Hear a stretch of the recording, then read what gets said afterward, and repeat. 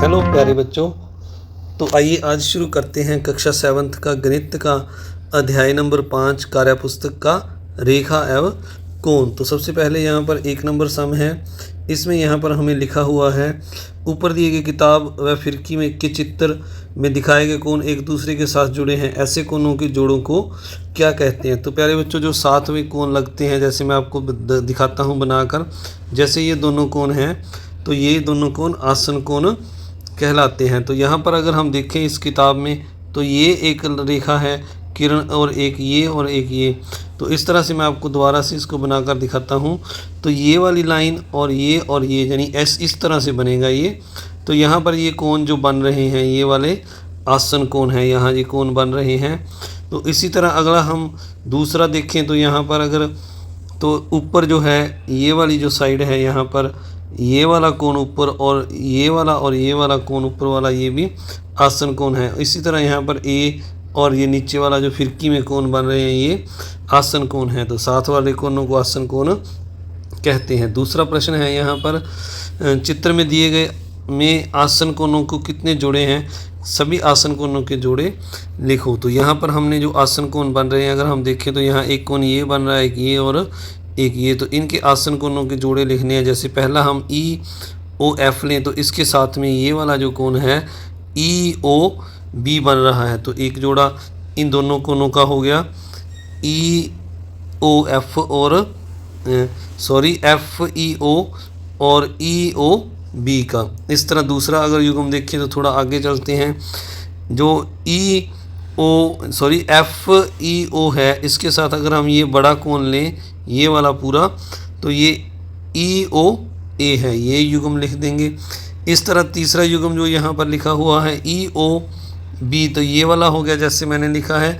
दूसरा है BOA, तो BOA ये दोनों भी एक दूसरे के साथ हैं। इस तरह तीसरा युग्म है कोण FOB और BOA, तो BOA और दूसरा ये बड़ा ले लिया FOB। तो इस तरह आपने तीसरा सम जो है, तीसरे सम में यहाँ पर लिखा हुआ है, नीचे दिए गए अंग्रेजी के विभिन्न भागों द्वारा बने संपूरक कोणों को इंगित करो। तो संपूर्ण कोण का मतलब होता है प्यारे बच्चों, जो दो कोण या तीन कोणों का योग है जो 180 हो, एक सरल रेखा पर बने कोण हो इस तरह से।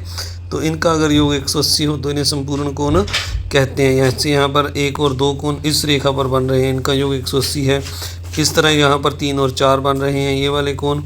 तो इसी तरह अगली ई में यहाँ लिख दिए कोण 1 और 2 और दूसरा 3 और 4 180 के हैं। इस तरह यहाँ पर ई में अगर हम देखें तो ये एक लाइन जो है यहाँ पर ये 1 और 2 कोण बन रहे हैं, तो इनका योग 180 है। यहाँ पर एच में ये वाले दो कोण 1 और 2, इस तरह यहाँ पर 3 और 4, तो इन दोनों का योग भी 180 है। इस तरह यहाँ पर टी में 1 और 2 कोण, इनका योग भी 180 है।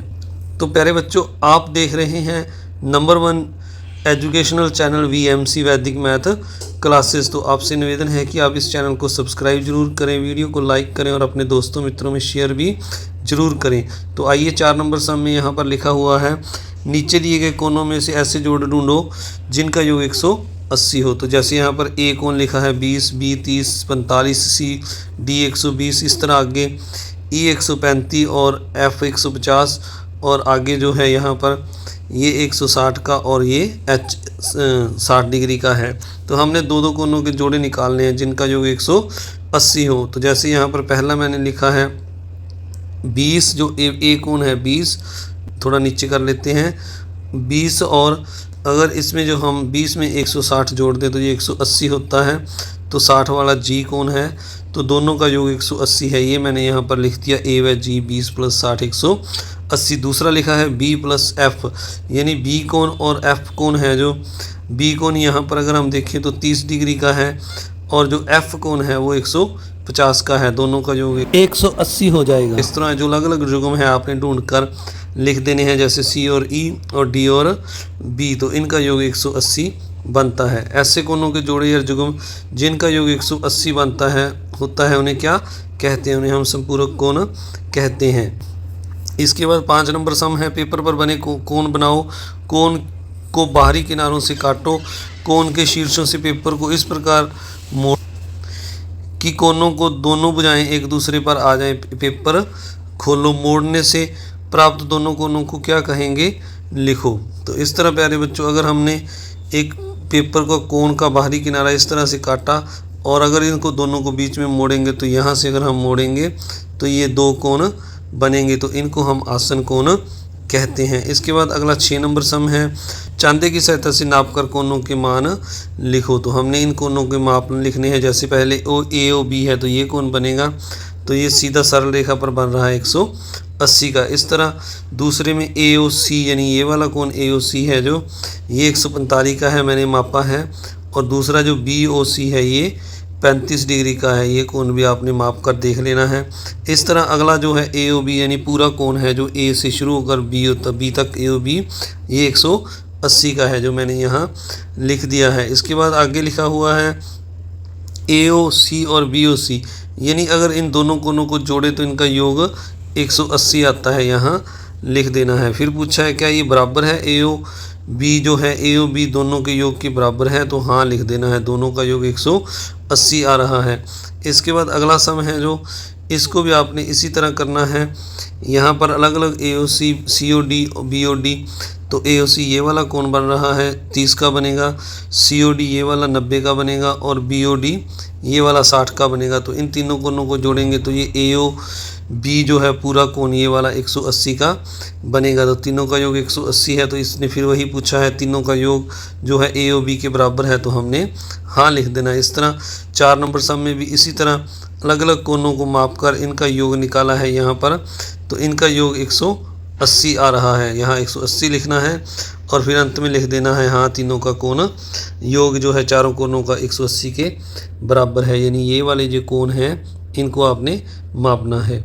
आगे बढ़ने से पहले आप सभी से एक बार फिर से रिक्वेस्ट, अगर आप चैनल पर नए हैं तो चैनल को सब्सक्राइब जरूर करें, वीडियो को लाइक करें और अपने दोस्तों मित्रों में शेयर भी जरूर करें। तो अगला जो पार्ट है इसका, इस प्रश्न में हमें पूछा गया है इस आधार पर तुम रेखा के एक और बने कोणों के बारे में क्या कह सकते हैं। तो प्यारे बच्चों एक और बने सभी कोणों का योग 180 होता है, यानी ये रेखा है और यहाँ पर इस तरह अगर ये कोण बन रहे हैं, जहाँ एक और कोण बना दें, इस तरह 3 कोण बन रहे हैं तो इन तीनों का योग 180 होगा। इसके बाद अगला 7 नंबर सम है, यहाँ पर लिखा हुआ है किन्हीं दो संपूर्ण कोणों का अंतर 40 है, प्रत्येक कोण का माप बताओ। तो हमने पहला कोण x मान लिया, तो दूसरा कोण हम x - 40 कर देंगे, तो दोनों का दो कोण है, कोण का अंतर 40 है। तो अब इन तीनों का योग, दोनों का योग x और x - 40 का योग 180 के बराबर है। तो अब हम समीकरण को हल करेंगे, 2x - 40 बराबर 180 आ जाएगा, 40 दूसरी साइड जाकर प्लस का हो जाएगा, 2x बराबर 220, इसको काटेंगे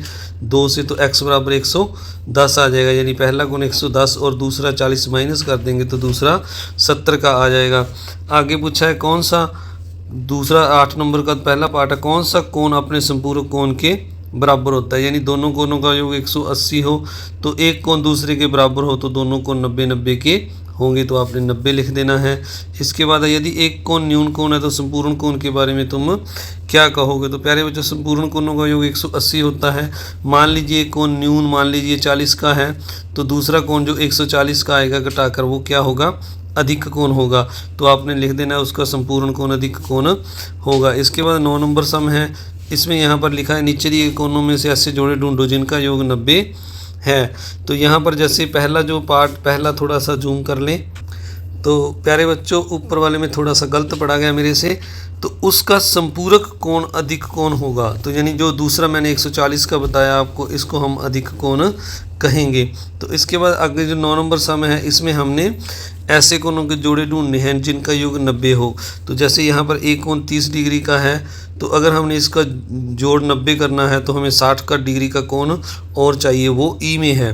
तो ए और जो ई है हमारा, इन दोनों का योग 90 बनता है, 90 डिग्री बनता है। इस तरह अगर हम दूसरा देखें तो जो बी है इसमें 40 डिग्री है और डी में 50 है, तो दोनों को जोड़ेंगे ये भी 90 बनेगा। तो दूसरा हम लिख देंगे बी व डी 40 + 50 90। इस तरह सी और एफ जो है हमारा वो 45 डिग्री का है और सी को देखें तो वो भी 45 का है, तो दोनों का योग जो है वो 90 बनता है। तो इस तरह आपने यहाँ तक ये सम पूरे करने हैं प्यारे बच्चों। तो मिलते हैं अगले वीडियो में इसके सेकंड पार्ट के साथ। आप सभी का इस वीडियो को देखने के लिए बहुत बहुत धन्यवाद। चैनल पर नए हैं तो चैनल को सब्सक्राइब जरूर करें, वीडियो को लाइक करें और अपने दोस्तों मित्रों में शेयर भी ज़रूर करें। आप थैंक यू वेरी मच।